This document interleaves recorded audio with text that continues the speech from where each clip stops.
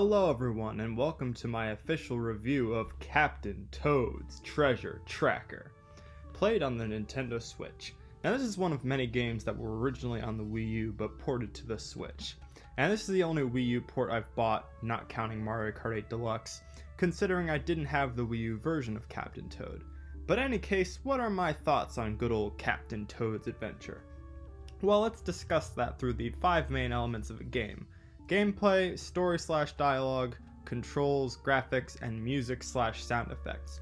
And I should mention that I'm doing a new thing for these reviews. I'm adding a weight to each grade to factor out how important I think each is. For example, gameplay is most important, so that gets 40% of the grade. Okay, are we ready?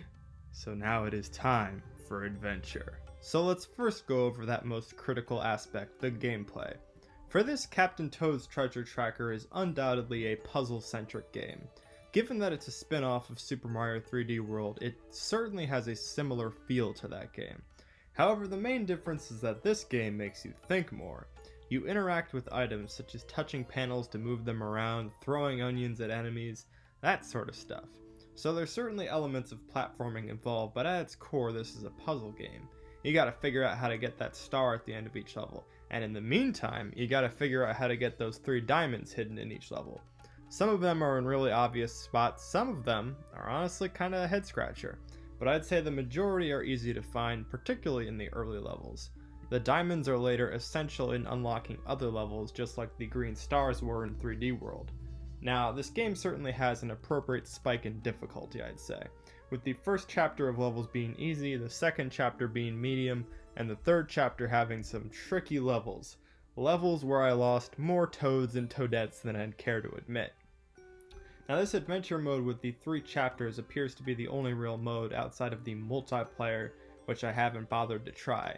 It seems like this is mostly just a single player game. I mean, I don't want to be a turnip thrower. And of course there's added courses that are downloadable on the Nintendo eShop, which I've also not played yet, but I do plan to.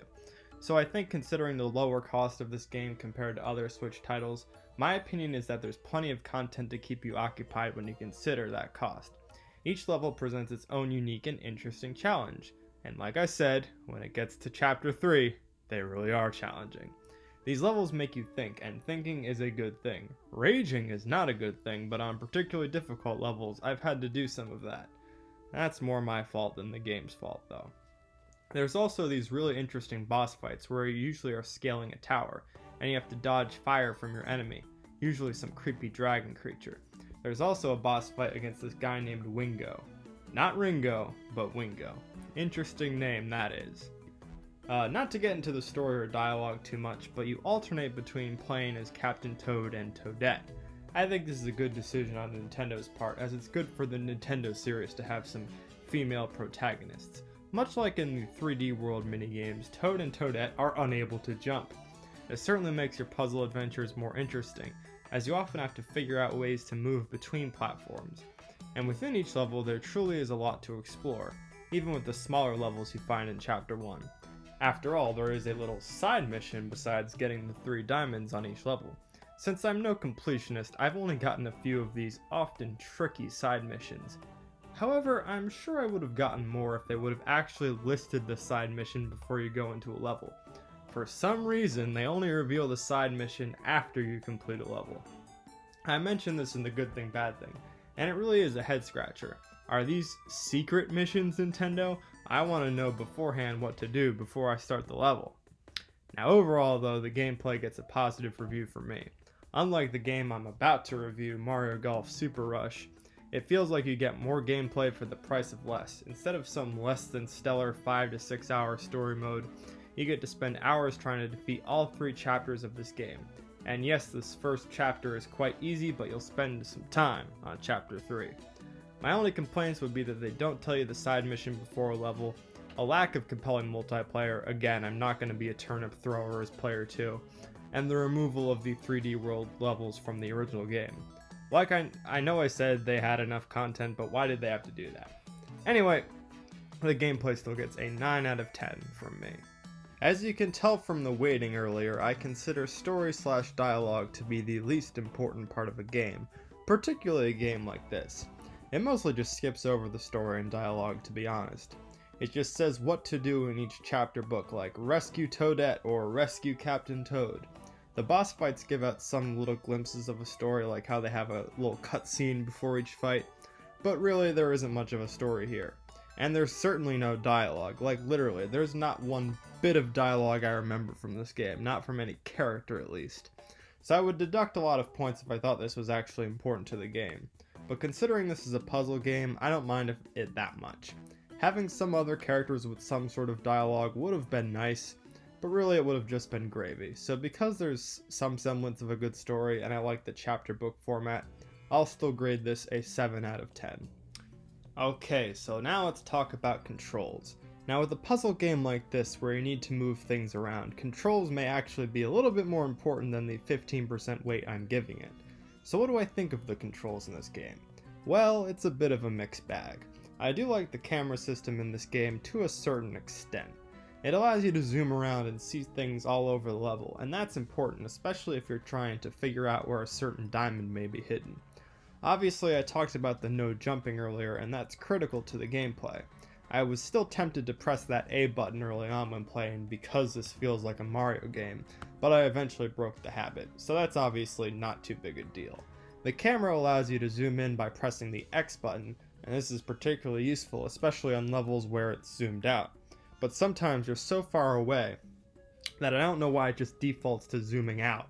It should be somewhere in the middle because it does allow you to zoom in twice. So on those zoomed out levels, particularly those boss fight levels, it would make more sense if you were zoomed in more as the default option. Now I like interacting with the touch panel platforms, moving things about to put them in the right order. This interactive gameplay can be a little weird sometimes too though. Like controlling a wheel with your hands feels awkward, and less natural than moving the platform panels around. I would have preferred to just control the wheel with the stick, as it also would have obstructed my view less. So overall, the controls aren't game breaking, but they certainly could have been better.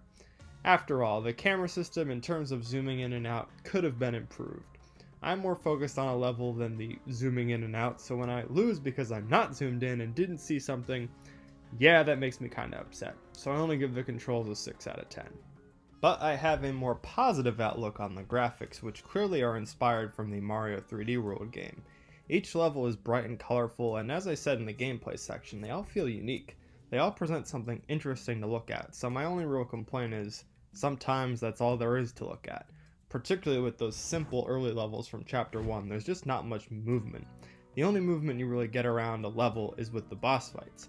I will excuse it a bit, given that this is a puzzle game and not technically a platformer game, but still, changing around the setting within individual levels a bit more, it would have been nice. I'm nitpicking here a bit, but it would have been nice.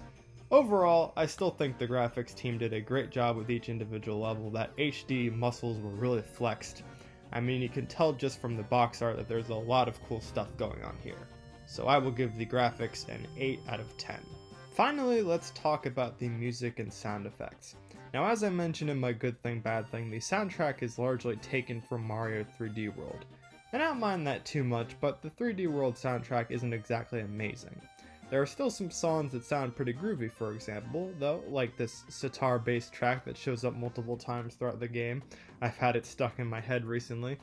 But overall, the music isn't exactly a highlight of the game. I think the main menu theme is really exciting, and I love how it pumps you up for the game.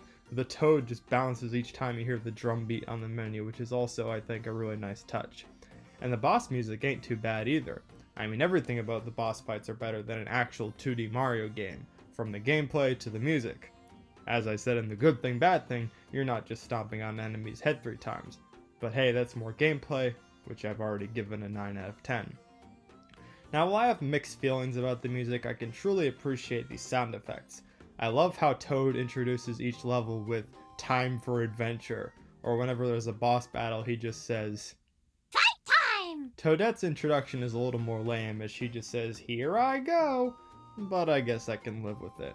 The sound effects within the game are really nice too, like the sparkle whenever you pick up a diamond, the Shy Guys going "wow" whenever they see you, all that good stuff. So in terms of this game's presentation, I can tell they paid attention to the sound effects. So because of the game's sound effects redeeming a slightly underwhelming soundtrack, I'll give it an overall grade of 7.5 out of 10. Now, weighting all these grades together, we get an overall grade of 7.9 out of 10. I double checked the math, so I'm pretty sure it's right. Overall, Captain Toad's Treasure Tracker is a game with great gameplay, which, as I say many a time, that's the most important part. The controls and music are far from perfect, but they didn't drag the game down that far either. After all, this game would be considered 0.1 points away from being great according to the IGN scale, which I've kind of based my reviews off.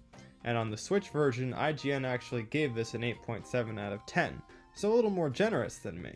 But most reviewers gave it around an 8 out of 10, which is obviously right around where I have it. Given its cheaper cost and treasure trove, no pun intended, of content, I would certainly recommend getting Captain Toad's Treasure Tracker. Not a tractor. So what are your thoughts on this game? Let me know in the comments. I'll see you in the next video. It's gonna be a fun one. Bye bye.